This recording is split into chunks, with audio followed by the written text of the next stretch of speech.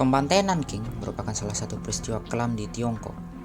Peristiwa kelam ini tidak terlepas dari pengaruh jatuhnya Perang Tiongkok-Jepang kedua yang berlangsung dari tahun 1937 sampai dengan 1945.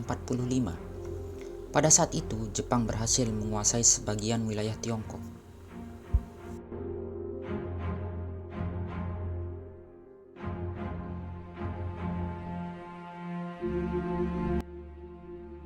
Setelah jatuhnya kota Shanghai, pada saat itu pasukan Jepang bergerak ke arah kota Nanjing, yang merupakan ibu kota Tiongkok saat itu.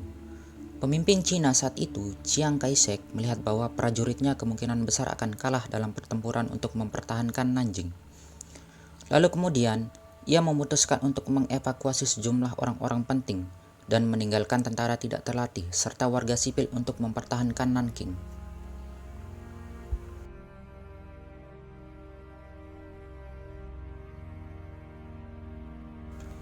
Pada 13 Desember 1937, akhirnya pasukan Jepang berhasil memasuki wilayah Nanking. Tentara Jepang dikenal sebagai pasukan yang sangat keji terhadap warga sipil di wilayah jajahannya.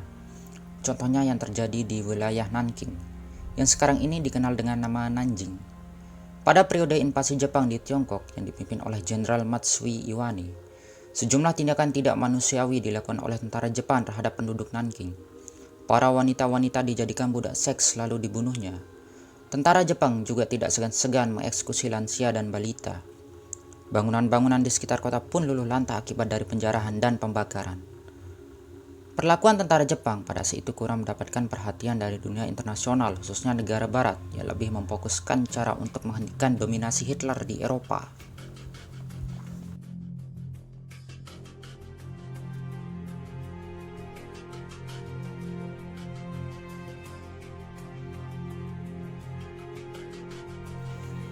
Mengutip dari laman History, sekitar 20.000 hingga 80.000 wanita Cina diserang secara seksual oleh tentara Kekaisaran Jepang. Dari pintu ke pintu, tentara Jepang menyeret para wanita-wanita sipil di Nanking. Wanita hamil juga tidak luput dari perlakuan sadis tentara Jepang pada saat itu. Di sepanjang kota Nanking, tentara Jepang melakukan pembantaian dengan menembakkan senapan ke arah kerumunan warga.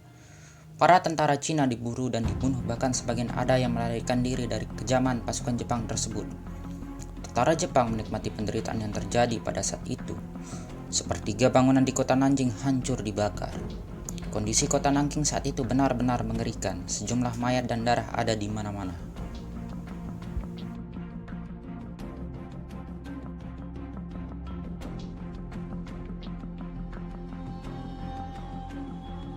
Dalam kesaksian beberapa penyintas, salah satunya Wen Sunsi, ia mengatakan, "Kami melihat kapal perang Jepang menembaki pasukan Tiongkok yang sedang menyeberang menggunakan senapan mesin tanpa pandang bulu," ujarnya.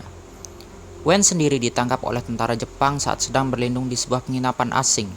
Setelah ditangkap bersama 7 wanita lainnya, ia dipaksa untuk memenuhi nafsu birahi para tentara Jepang.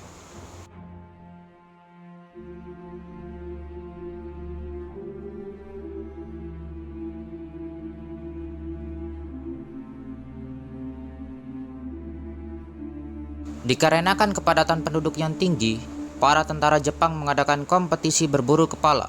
Mereka mengunjungi kamp-kamp pengungsian untuk melakukan pemerkosaan dan pembunuhan. Iris Chang dalam bukunya The Wrath of Nanking, The Forgotten Holocaust of World War II mengatakan bahwa tentara Jepang tidak dibentuk untuk berperang, melainkan dibentuk untuk menyelesaikan sejumlah tugas melalui kompetisi membunuh. Beragam permainan dan pelatihan disiapkan oleh militer Jepang untuk melumpuhkan rasa kemanusiaan ketika melawan orang yang tidak bersenjata, tulis Chang.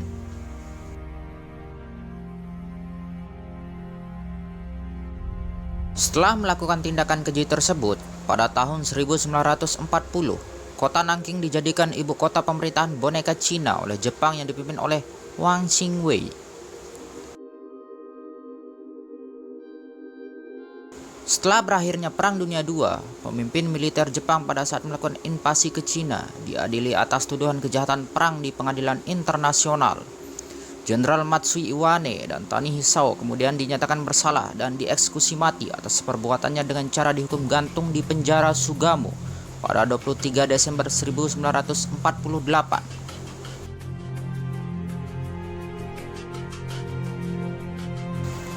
Peristiwa pembantaian Nanking ini merupakan peristiwa yang sangat sensitif untuk dibahas di Cina.